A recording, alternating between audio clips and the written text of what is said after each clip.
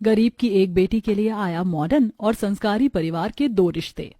अरे बेटी, कब तक तू ऐसे ही अपनी कलेक्टर की पढ़ाई करती रहेगी? पता नहीं तेरी ये पढ़ाई कब खत्म होगी, तू कब कामयाब होगी। इस चक्कर में तो अच्छे अच्छे रिश्ते हाथ से निकल रहे हैं। माँ, एक ना एक दिन तो कामयाब हो ही जाऊंगी। बस आपसे विनती करती हूँ कि जब तक मैं कामयाब नहीं हो जाती तब तक मेरे लिए किसी भी लड़की का रिश्ता मत लेकर आइए। अच्छा, मतलब तू शादी नहीं करेगी और इस पढ़ाई लिखाई के चक्कर में घर बैठे बैठे बुढ़िया हो जाएगी। तभी घर में आता पल्लवी का पिता। अरे क्यों अपनी बेटी को तरह तरह की बातें बोलकर ताने दे रही हो तुम? जानती हो कि तुम्हारी बेटी पढ़ने में कितनी अच्छी है। देखना, वो एक दिन अपना मुकाम हासिल कर ही लेगी। हाँ हाँ ठीक है, करती रहना अपना मुकाम हासिल, पर कल तुम्हें लड़के वाले देखने आ रहे हैं तो तैयार रहना। अगले दिन लड़के वाले पल्लवी को देखने आते हैं। लड़के वाले पल्लवी की शिक्षा से ज्यादा पल्लवी का घर बार और उसका पहनावा देखते हैं, जो उन्हें बिल्कुल पसंद नहीं आता। माफ करना सुषमा जी, आपका घर तो जरूरत से ज्यादा ही छोटा है। माँ, लड़की का पहनावा भी अच्छा नहीं है और ये कुछ खास सुंदर भी नहीं है, मुझे इससे शादी नहीं करनी।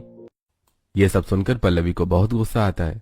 अरे अगर आपको शादी नहीं करनी तो मत करिए, पर इस तरह से मेरे घर की बेइज्जती करके, मेरे माता पिता का अपमान और मेरे पहनावे पर उंगली उठाकर मेरे चरित्र को नीचे मत दिखाइए। मैं भी कोई खास उतावली नहीं हो रही हूँ आपके घर की बहू बनने के लिए। कृपया करके आप यहाँ से चले जाइए। इसी तरह पल्लवी के कई रिश्ते बिगड़ते हैं। धीरे धीरे सुषमा को लगता है कि पल्लवी अपने पढ़ाई के चक्कर में खुद पर ध्यान नहीं दे रही है, जिस वजह से उसका रिश्ता कहीं नहीं लग रहा है। वहीं पल्लवी दिन रात अपनी परीक्षा की तैयारी करती है। इसी तरह कुछ समय बीतता है और पल्लवी को एक बार फिर लड़के वाले देखने आते हैं, जिसे देख पल्लवी। माँ, आपने इन लोगों को क्यों बुलाया है? आज मेरी कलेक्टर की परीक्षा है, मैं इन लोगों से नहीं मिल सकती, इन्हें वापस भेज दीजिए। इतना कहकर पल्लवी वहां से चली जाती है। वहीं लड़के वाले भड़कते हुए, अरे सुषमा जी, जब आपको अपनी बेटी बिहानी ही नहीं थी तो आपने क्यों बुलाया हमें? ना घर है ना पैसा, खामखा यहाँ आकर हमने अपना समय बर्बाद किया। मैं आप लोगों से हाथ जोड़कर माफी मांगती हूँ। दूसरी तरफ पल्लवी एग्जाम हॉल में अपना एग्जाम देती है। कुछ देर बाद पल्लवी घर आती है। करवा दी बेइज्जती, ऐसे ही परीक्षा देती रहना, कभी शादी मत करना। एक समय आएगा जब तुमसे कोई शादी नहीं करेगा। पल्लवी शांत रहती है क्योंकि पल्लवी को पता था कि उसकी कामयाबी एक दिन पूरे गांव में शोर मचा देगी। और ऐसा ही होता है। 6 महीने बाद जब पल्लवी का रिजल्ट आता है तो पल्लवी अपनी आईएएस की परीक्षा में टॉप करती है। पल्लवी के दरवाजे पर मीडिया वाले होते हैं। पल्लवी जी, कैसा लग रहा है आपको इतना बड़ा मुकाम हासिल करके? पल्लवी जी, कितने वक्त लगे आपको ये मुकाम हासिल करने में, और कैसा रहा आपका इस मुकाम को हासिल करने का सफर? जी, इस मुकाम को हासिल करने का सफर बहुत ही कठिनाइयों भरा था, पर माता पिता के आशीर्वाद और मेरी कड़ी मेहनत ने मुझे इस परीक्षा में अव्वल कराया। अब मीडिया से लेकर टीवी अखबारों तक में पल्लवी के चर्चे शुरू हो जाते हैं। गांव से शहर तक पल्लवी की बातें होने लगती हैं। वहीं पल्लवी अब अपनी पहली इनकम से अपना घर बार ठीक करके एक आलीशान घर ले लेती है और अपने कलेक्टर की कुर्सी संभालने लगती है। दफ्तर में जाकर वो घंटों काम करती है। गांव वाले पल्लवी को कलेक्टर की वर्दी में देखकर, पल्लवी बिटिया, तुम्हारी कामयाबी देखकर मेरा मन प्रसन्न हो गया। जिस तरह की गरीबी और जिस तरह की कठिनाइयां तुम्हारे माता पिता ने देखी हैं, उन चुनौतियों ने, उन कठिनाइयों के साथ इतना बड़ा मुकाम हासिल करना गर्व की बात है। भगवान तुम्हें ऐसे ही आगे बढ़ाता रहे। जी बिल्कुल, अगर आपका आशीर्वाद रहा तो मैं ऐसे ही आगे बढ़ती रहूंगी। इसी के साथ साथ अब पल्लवी को बड़े बड़े आलीशान घरों के रिश्ते भी आने लगते हैं। सुषमा जी, आपकी बेटी तो बहुत प्यारी है और आपकी बेटी इतने बड़े पोस्ट पर है, कलेक्टर है। ये देखकर तो हमें बहुत खुशी हुई है। ये मेरा बेटा है, ये भी बिजनेसमैन है। हाँ, मेरा खुद का बिजनेस है। वैसे पल्लवी जी, आप कलेक्टर की पोस्ट पर हैं, तो आपकी तनख्वाह कितनी आती है हर महीने? और उस तनख्वाह से हम एक अच्छी गाड़ी या घर अच्छा तो खरीद सकते हैं ना? देखिए, बुरा मत मानिएगा, मैं आपका होने वाला पति हूँ, तो मुझे इतना तो पता होना चाहिए कि मेरी बीवी कितना कमा लेती है। इस लड़के के तो मन में पहले से इतना लालच भरा है। इसे मुझसे नहीं, मेरी तनख्वाह से शादी करनी है। नहीं, ये लड़का मेरे लिए कभी ठीक नहीं हो सकता। सुरेश जी, मुझे जानकर खुशी हुई कि आप एक बिजनेसमैन हैं, लेकिन मैं अभी इस शादी के लिए रेडी नहीं हूँ। मुझे अभी काफी चीजें करनी है, मैं सोचकर बताती हूँ। अरे क्या हो गया बेटी? नहीं माताजी, कुछ नहीं हुआ, बस मुझे थोड़ा वक्त चाहिए, मैं आपको बताती हूँ। अब मेरी बेटी बोल रही है उसे वक्त चाहिए, तो आप लोग बाद में ही आइएगा। अब लड़के वाले वहां से चढ़कर चले जाते हैं। माँ, ये लोग कितने लालची थे, रिश्ते से ज्यादा तो मेरे पैसों पर बातें कर रहे थे। हाँ बेटा, मुझे भी ऐसा ही महसूस हो रहा है। छोड़ना अच्छा हुआ, तूने उन्हें भगा दिया। अच्छा सुना, फटाफट से दाल मखनी रोटी पूरी पुलाव खा ले, मैंने तेरे लिए बनाया है। काम वाम के चक्कर में तू खाना पीना भी नहीं खाती। इसी तरह कुछ समय गुजरता है और पल्लवी के कलेक्टर बनने की खबर शहर में रह रहे एक संस्कारी और मॉडर्न परिवार के पास भी जाती है।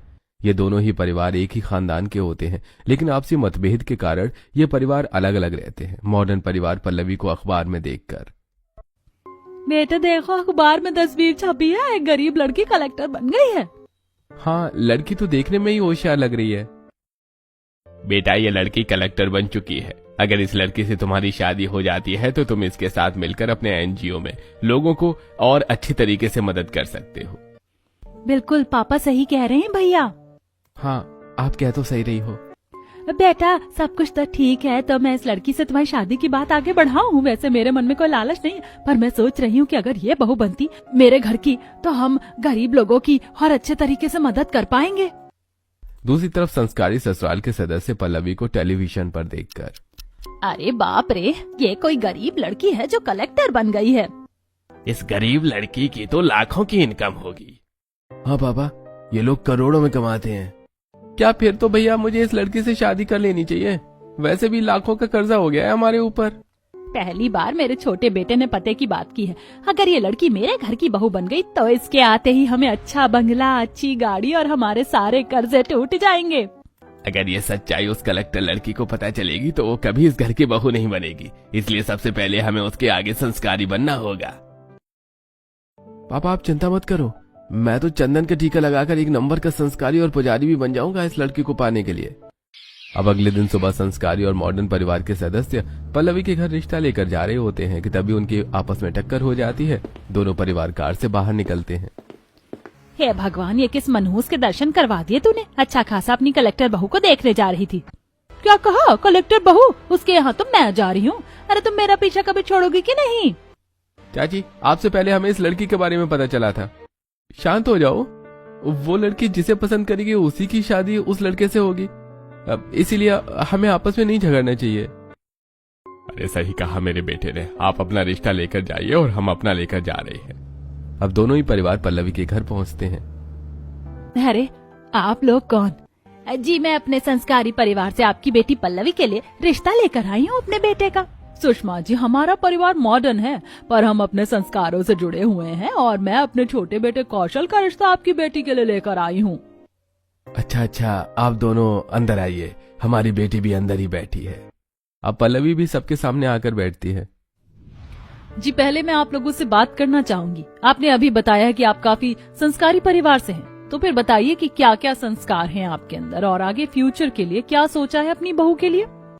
बेटी, हमारे संस्कार हमारे कर्तव्य से झलकता है। हमारे घर की औरतें लोगों की इज्जत करती है, पूजा पाठ करते हैं और घर के पुरुष बाहर का काम संभालते हैं। हमारी खुद की फैक्ट्री है, बड़े बड़े शोरूम है। तुम्हें हमारे घर में किसी चीज की दिक्कत भी नहीं होगी और अगर कहोगी तो नौकरानी भी लगवा दूंगी। जी मुझे सुनकर अच्छा लगा। और आप लोग बताइए, आप किस हद तक मॉडर्न हैं और अपनी होने वाली बहू को कैसा लाइफस्टाइल देना चाहते हैं? बहू जैसा तुम चाहो सब कुछ वैसा ही करो, हमारी तरफ से कोई पाबंदी नहीं है तुम पर। जी मेरी तरफ से भी कोई बाउंड्रीज नहीं है आपके लिए। बाकी मैं खुद का एक एनजीओ में काम करता हूँ जिसमें मैं लोगों को फिजिकली, मेंटली, फाइनेंशियली हेल्प करता हूँ। हाँ, मेरे भैया ने काफी लोगों की मदद की है। आप हमारे घर में आएंगी तो आपको काफी अच्छा महसूस होगा। ऐसा है, ज्यादा मक्खन मत लगाओ, ये लड़की तुम्हारे नहीं हमारे घर की बहू बनेगी। अच्छा देखते हैं, अभी शांत बैठो। आप दोनों ही अपनी अपनी जगह बहुत अच्छे हैं, आपके विचार भी अच्छे हैं, लेकिन मैं अपनी शादी का फैसला इतनी क्विकली नहीं ले सकती। मुझे थोड़ा टाइम चाहिए। मैं आप दोनों के साथ थोड़ा समय बिताना चाहती हूँ और फिर मैं बताऊंगी कि मुझे किस घर की बहू बनना है। अब कुछ देर बाद लड़के वाले वहाँ से चले जाते हैं। माँ, परिवार तो दोनों ही ठीक लग रहे हैं, समझ नहीं आ रहा किसको हाँ बोलूं। बेटी, तूने जो मांगा है उस वक्त में तुम इन दोनों परिवार से अच्छे से मिलो, बात करो, इन्हें समझो, उसके बाद ही कोई फैसला लेना। तेरे पिताजी बिल्कुल ठीक कह रहे हैं। अब 2 दिन बाद पल्लवी मॉडर्न परिवार के घर जाने का फैसला करती है। पल्लवी के आते ही मॉडर्न परिवार के सभी सदस्य बहुत खुश होते हैं। अरे पल्लवी बेटी, तुम आओ बैठो। अब पल्लवी जैसे ही सोफे पर जाकर बैठती है, पल्लवी देखती है कि उसकी होने वाली नंद ऑफिस ड्रेस में ऑफिस जा रही। अरे भाभी आप, मैं तो आपसे मिल भी नहीं पाऊंगी, मुझे ऑफिस जाना है। कोई बात नहीं, हम कभी और मिल लेंगे, तुम ऑफिस जाओ। नौकर देख क्या रहे हो, मेरी बहू के लिए चाय नाश्ता लगाओ। अब नौकर पल्लवी के आगे चाय नाश्ता लगाते हैं। पल्लवी थोड़ा सा चाय नाश्ता करती है। अरे कौशल, पल्लवी आई है, जरा बैठो उसके साथ भी और बातें बातें करो। अब कौशल जाकर पल्लवी के साथ बैठता है। हेलो पल्लवी, अच्छा लगा तुम हमसे मिलने आई। चलो मैं तुम्हें दिखाता हूँ कि मैं कहाँ और क्या काम करता हूँ। अब कौशल अपने सभी फाइल्स वगैरह दिखाता है। अरे वाह कौशल, एनजीओ में तुम तो काफी अच्छा काम कर रहे हो समाज के लिए। हाँ, वैसे तुमने क्या सोचा है, आगे भी कुछ करना है या बस यहीं तक सीमित रहना है? नहीं, मुझे इसके बाद और आगे पढ़ाई करनी है। हाँ बेटी, करो, हमारी तरफ से कोई पाबंदी नहीं होगी। अरे पढ़ाई लिखाई की बातें करते रहेगा या बहू को कहीं घुमाने भी ले जाएगा? जा कहीं अच्छे रेस्टोरेंट में खाना खिला ला मेरी होने वाली बहू को। अब कौशल पल्लवी को लेकर एक 5 स्टार होटल में आता है। पल्लवी, तुम्हें जो जो खाना है वो ऑर्डर कर दो। अब पल्लवी अपने मन से खाना ऑर्डर करती है। खाना खाने के बाद पल्लवी बिल पे कर रही होती है।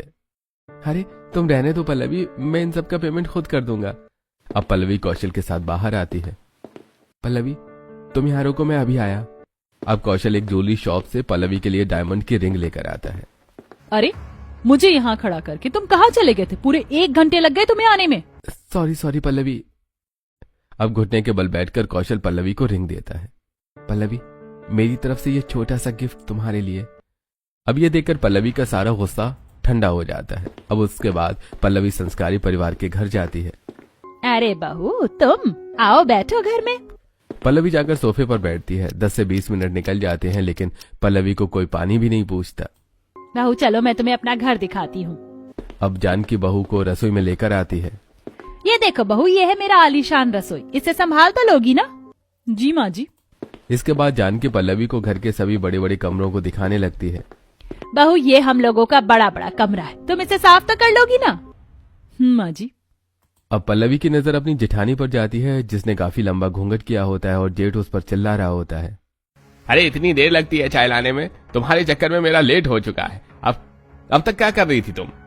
जी चाय के साथ साथ रसोई भी साफ कर रही थी। पल्लवी को ये देखकर अजीब लगता है। ये सब देखकर पल्लवी सोफे पर आकर बैठती है। दूसरी तरफ राजेश अपने छोटे बेटे को सिखाते हुए। अरे अमित, इस लड़की के साथ कहीं बाहर जाओ और भर भर कर इससे खर्चा करवाओ।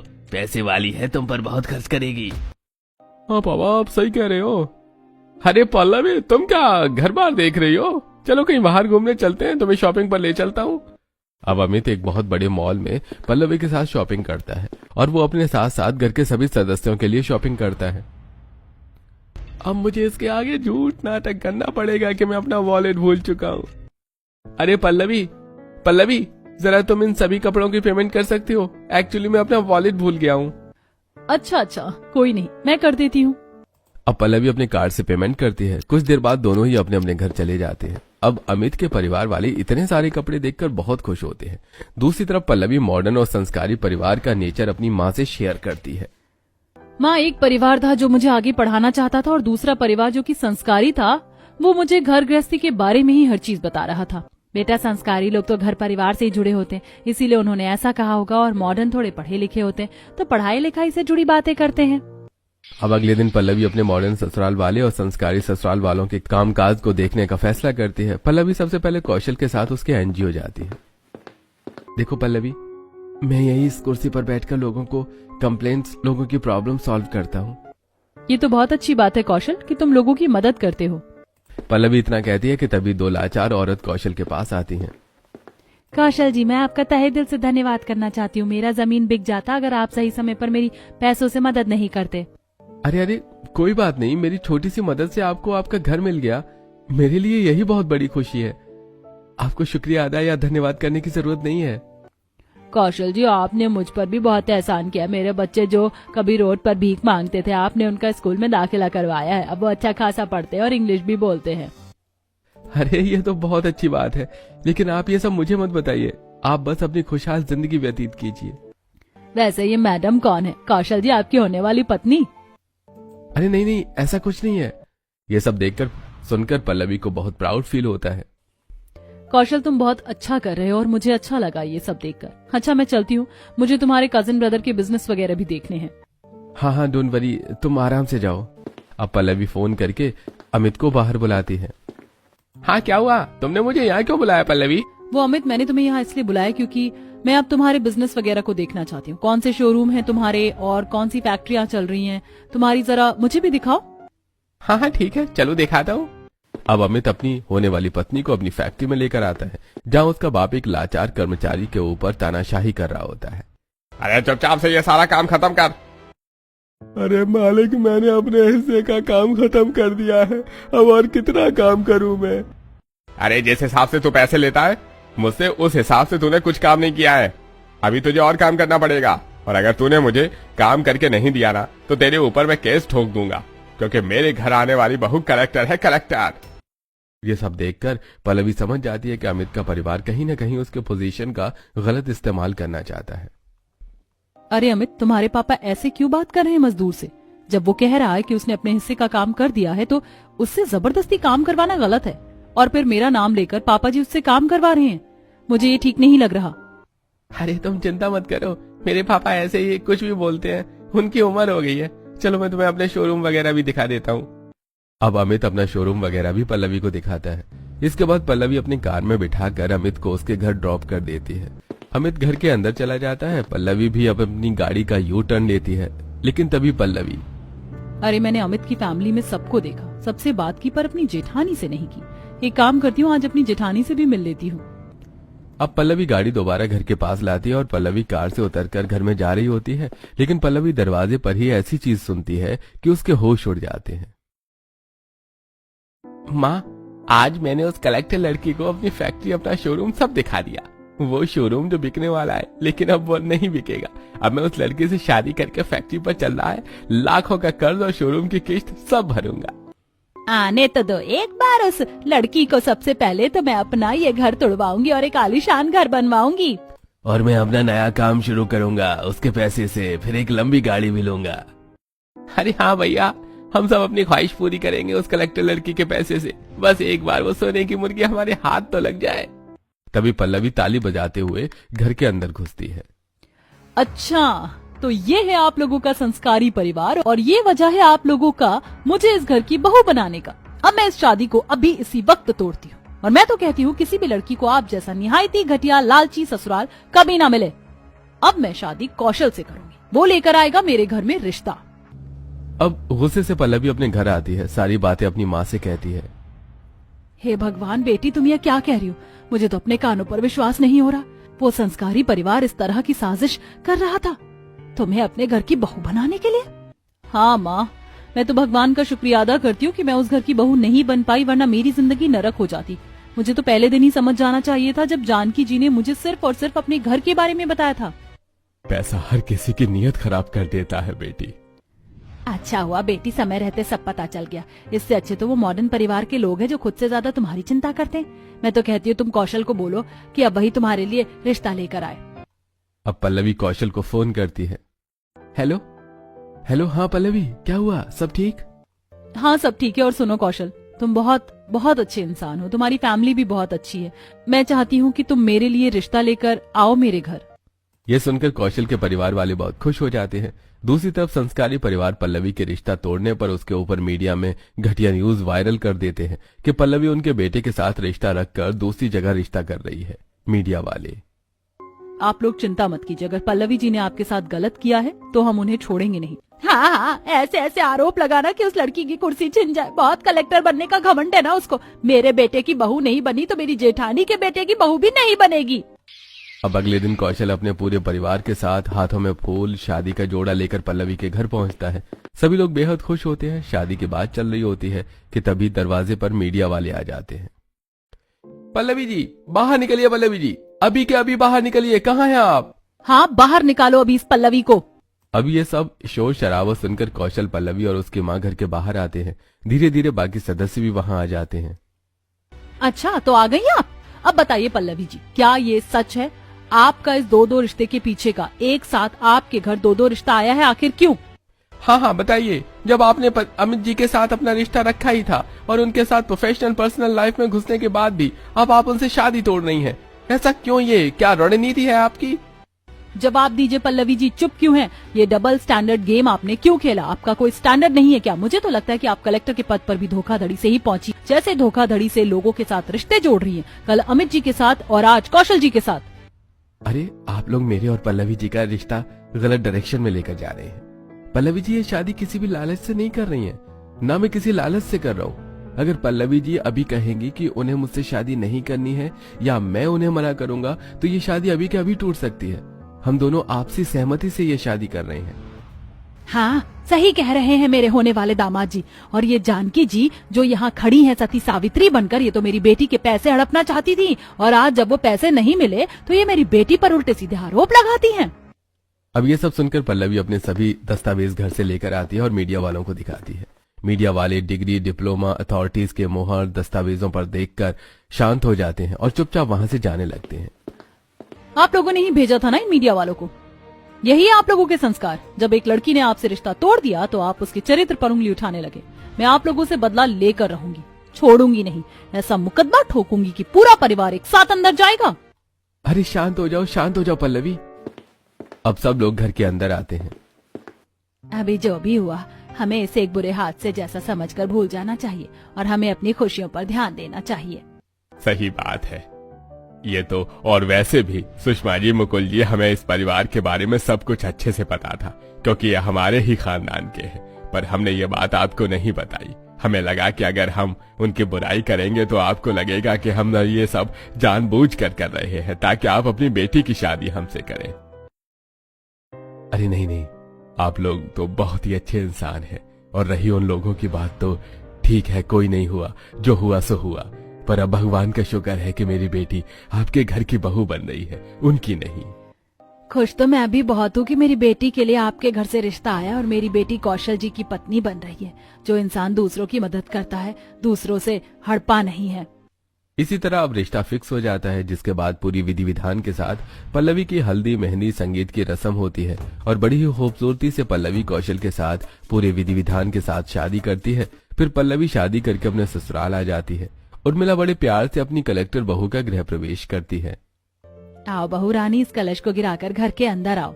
चलिए भाभी, मैं आपको आपका कमरा दिखाती हूँ। अब पल्लवी अपने कमरे में जाकर आराम करती है। अगले दिन पल्लवी नहा धोकर सबके सामने आती है। सभी लोग डाइनिंग टेबल पर बैठे होते हैं। नौकरों ने खाना सजा रखा होता है। आओ बहू बैठो, ब्रेकफास्ट कर लो। हाँ भाभी आओ ना, बैठो, आप भी कुछ खा लो। हाँ पल्लवी, ब्रेकफास्ट कर लो, फिर तुम्हें अपनी कुर्सी भी संभालनी है। अब खुशी खुशी पल्लवी सबके साथ ब्रेकफास्ट करती है और फिर अपने पति के साथ कार में बैठकर अपने ऑफिस पहुंचती है, जहां वो कई दस्तावेजों को पढ़ती है और उनके ऊपर काम करती है। दूसरी तरफ कौशल अपना एनजीओ संभालता है। शाम को दोनों हस्बैंड वाइफ घर आते हैं। तभी पल्लवी कहती है, कौशल, तुम एनजीओ में काम करते हो, लोगों के लिए बहुत अच्छा कर रहे हो। इसीलिए मैं सोच रही हूँ कि हम दोनों मिलकर एक अपना खुद का एनजीओ खोले जिसमें हम गरीबों की मदद करेंगे। हाँ, ये तो बहुत अच्छा रहेगा। अब पल्लवी कौशल अपना खुद का एनजीओ खोल लेते हैं जिसमें वो गरीबों की मदद करते हैं। इन सब के बाद पल्लवी को याद आता है कि उसे अपना बदला भी लेना है। कौशल, मुझे जो जो करना था मैंने सब कर लिया, लेकिन अभी एक चीज बाकी है। मुझे उस अमित के लालची परिवार को जेल पहुंचाना है। पल्लवी, तुम कोई भी कंट्रोवर्सी शुरू मत करो, क्योंकि ये कंट्रोवर्सी तुम्हारे कैरेक्टर पर उंगली उठा सकती है। और वो लोग तो कीचड़ हैं, और कीचड़ पर पत्थर मारने से अपना ही चरित्र गंदा होता है। हाँ, तुम ठीक कह रहे हो Kaushal. You are really supportive husband Kaushal, और तुम गाइडेंस भी काफी अच्छा करते हो। लोगों को तुम्हारे जैसे लड़के हर लड़की को मिलने चाहिए। उस दिन के बाद से पल्लवी अपने ससुराल वालों के साथ खुशहाल जिंदगी बिताने लगती है। चलिए दोस्तों, हमारी ये कहानी अब खत्म हुई और इस कहानी से हमें ये सीख भी मिली कि सच्चा साथी वो नहीं है जो आपको सफलता को अपने फायदे के लिए इस्तेमाल करे, बल्कि वो है जो आपकी कमजोरी में भी शक्ति और आपकी उड़ान में आसमान बन सके।